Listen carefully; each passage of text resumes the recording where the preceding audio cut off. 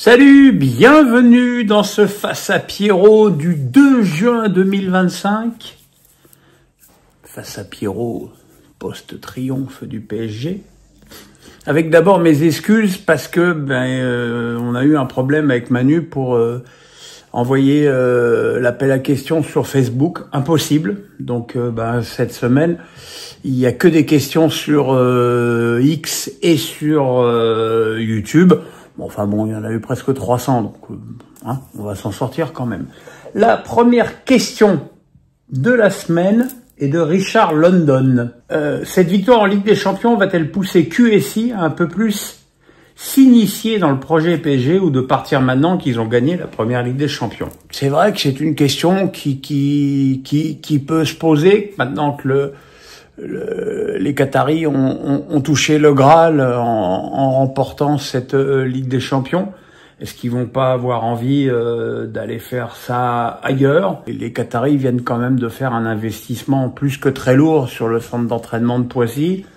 Ils sont réellement en chasse d'un nouveau stade. Donc non, j'ai l'impression que, et puis malgré tout, quand on connaît un petit peu l'histoire des investissements qataris à Paris, ça dépasse de très loin le cadre du PSG. Je dirais même que le PSG est un détail dans ces investissements. Donc je pense que l'histoire entre Paris et le Qatar risque de durer aux grandes dames de beaucoup. Encore un moment. Guillaume Alicia me dit: que penses-tu des propos de Munard après son match contre Arthur Fils, qui trouve que le public de Roland-Garros soit le plus agaçant du circuit? Moi, j'aime pas ça. Je trouve que, encore une fois, c'est toujours difficile de trouver le bon dosage entre mettre l'ambiance, soutenir le joueur de son pays et pourrir la vie de l'adversaire. Voilà, je pense que il y a eu un match, il y a Kemsanovic aussi qui a dit qu'on lui avait craché dessus. Je vois pas d'ailleurs pourquoi on remettrait sa parole en cause, notamment sur certains cours annexes. Le public de Roland-Garros est vraiment parfois effectivement extrêmement limite. Alex Nissa du 06 me dit: lorsque le PSG recrute Désiré Doué pour 50 millions, on se dit c'est cher pour un joueur n'ayant pas encore de grosses références, et finalement quelques mois plus tard, il est l'homme fort du PSG. T'attendais-tu aussitôt à un Doué aussi fort avec le PSG?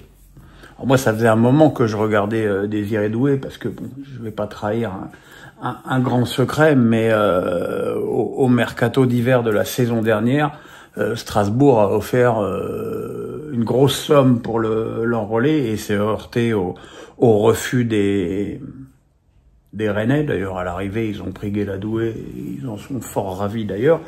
Donc ça faisait un moment que je suivais Doué, qui était pas vraiment titulaire au Stade Rennais, mais dont tu sentais le potentiel technique et ses appuis extrêmement forts au sol. Enfin, tu sentais que c'était un joueur qui avait un potentiel. C'est vrai, et je l'ai d'ailleurs dit dans un tweet, que je trouvais que c'était un peu cher payé, 50 millions pour un joueur qui était même pas titulaire dans son club formateur. Mais bon, il faut aussi croire que, et d'ailleurs c'est quelque part, c'est rassurant que Luis Campos et Luis Enrique travaillent plus et mieux, et de façon certainement plus spécifique que moi, qui me contente de regarder des matchs. Et je pense que si le PSG a investi une telle somme, c'est qu'ils y croyaient fort. Le début de saison a été difficile pour Doué, qui avait vraiment du mal à faire son trou, et voire même à apparaître dans l'équipe. Et puis en deuxième partie de saison, il a pris la dimension incroyable qu'on lui a vu prendre, et on en arrive à cette apothéose exceptionnelle de cette finale où il met 2 buts et une passe décisive. Il y a aussi sa première sélection en équipe de France qui a été brillante. Donc je pense que c'est un joueur dont on n'a effectivement pas fini de parler pendant un long moment dans le foot français. Alex Nissa du 06, donc vous êtes habitués, maintenant c'est son moment. Le milieu de terrain du PSG, Neves Vitinha Ruiz, a été critiqué il y a quelques mois pour son manque d'impact physique. Et quelques mois plus tard, le PSG gagne la C1 avec ce milieu. Le PSG a-t-il prouvé qu'on peut encore gagner dans le foot avec des petits gabarits au milieu? Oui, le PSG a prouvé ça. C'est vrai qu'on n'avait pas vu ça depuis Xavi et Iniesta avec le Barça. Maintenant, si je prends cette réflexion pour moi, je trouvais que le milieu du PSG était un petit peu léger, parce que le milieu de terrain du début de saison, c'était Vitinha, Neves et Zahir Emery, et pas Fabien Ruiz, qui, même si Fabien Ruiz, ce serait aussi un petit peu malhonnête intellectuellement de dire que Fabien Ruiz est un joueur extraordinairement athlétique, mais il a quand même un gabarit nettement supérieur à celui des deux jeunes Portugais, et une complémentarité qui me paraît effectivement supérieure à Zahir Emery, qui a d'ailleurs perdu sa place au sein du milieu du PSG. Donc effectivement, un milieu complémentaire comme Ruiz, Vitinha et Neves, c'est chose de très intéressant, mais ce milieu aussi ne peut donner que sa pleine expression que parce qu'il a les latéraux qu'a le PSG, avec la participation au jeu et notamment le surnombre quasi perpétuel que Achraf Hakimi apporte au milieu, et voire même Nuno Mendes, et puis aussi le travail de repli d'un Kvaratskhelia et d'un Doué. C'est un petit peu réducteur de considérer que ce sont juste ces trois milieux qui font la différence au PSG. Je pense que là aussi, c'est un travail éminemment collectif. Alex Nissa du 06 me dit, même s'il s'intercale souvent au milieu de terrain dans le dispositif Luis Enrique, peut-on considérer désormais Achraf Hakimi comme le plus grand latéral droit de l'histoire du PSG, sachant que le PSG n'a jamais eu de grand arrière droit dans son histoire? C'est vrai que depuis Jean-Marc Pilorget, t'as jamais eu un latéral droit extrêmement marquant dans ce club, alors que t'as eu des arrières gauches qui ont vraiment marqué l'histoire, hein, Patrick Colter, et puis même Sorin, et puis derrière évidemment Maxwell. À droite, c'est vrai, beaucoup moins brillant. Je pense que Hakimi, s'il continue comme ça, peut même prétendre à aller tutoyer une légende du foot comme Cafu, même si évidemment Cafu est international brésilien, et puis international brésilien à une grande époque, et que Achraf Hakimi est international marocain, et que forcément au niveau international il a un petit peu moins d'ambition que un Brésilien, même si effectivement le Maroc a été en demi-finale de la dernière Coupe du Monde. Mais Achraf Hakimi, c'est un joueur, alors effectivement les puristes pourront dire que il a parfois d'arrière droit que le nom, mais voilà, l'importance qu'il a dans cette équipe, le nombre de buts et de passes décisives qu'il met, et les gros progrès défensifs qu'il a fait, c'est vraiment effectivement devenu un joueur majeur du PSG, et même un joueur majeur européen à ce niveau-là. Maxime Dutertre me dit, ma question est simple, es-tu hypé par la Coupe du Monde des clubs et son nouveau format? Préférais-tu l'ancienne version ou cette nouvelle? Il y en avait pas vraiment d'ancienne version. Avant, c'était des demi-finales et une finale. C'était un tournoi vraiment très honorifique.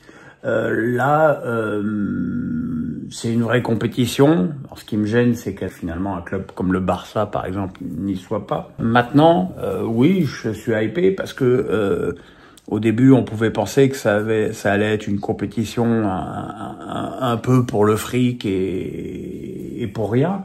Et puis on s'aperçoit que là, il y a des clubs qui vont y aller avec une ambition terrible. C'est-à-dire que le PSG a la possibilité de faire un quintuplé absolument historique et quasiment impossible à refaire s'il venait à gagner cette Coupe du Monde. Le Real peut trouver là un moyen de sauver une saison blanche. Donc oui, je suis assez hypé, et puis ça va arriver dans une période où on va tous être un petit peu orphelins de foot. Puis bon, sans être focus, ça va me faire des vidéos pour ma chaîne sans être obligé de tirer à la ligne, donc non, c'est super. Francky B me dit, que penses-tu des grands connaisseurs de foot qui disent que le PSG a truqué le match contre l'Inter? As-tu des contacts avec les joueurs du PSG pour les avoir félicités après leur victoire? Tu sais, il faut se souvenir qu'en 93, on avait aussi dit que Marseille avait acheté Massaro pour rater les deux occasions énormes qu'il avait eues devant Barthez. De toute façon, dans le sport aujourd'hui, celui qui gagne est toujours forcément dopé, et l'équipe qui gagne a forcément corrompu l'équipe adverse. Je pense que si le match avait été acheté, je pense que le PSG n'aurait pas gagné 5-0, parce que c'est vrai que l'ampleur du score fait que c'est vraiment très très très gros. Et non, c'était évidemment des conneries. Et puis des contacts avec des joueurs du PSG, non, j'en ai pas eu. Là. Ils sont encore... hier, ils étaient encore au Parc des Princes. Voilà, j'en aurai probablement dans les jours et dans les semaines, dans les mois à venir. Alex Nissa du 06. Reims relégué en Ligue 2 depuis jeudi soir. Cette relégation de Reims était l'exemple parfait. Une saison où tout a été fait n'importe comment entre les ventes de Moulessi et d'Abgadou en janvier dernier, le limogeage d'Esner en ne prenant pas un autre entraîneur, plus le jeu minimaliste. Le problème de Reims, c'est que d'abord le club est dirigé par quelqu'un qui ne comprend rien au football, ce qui me paraît déjà en soi être un problème.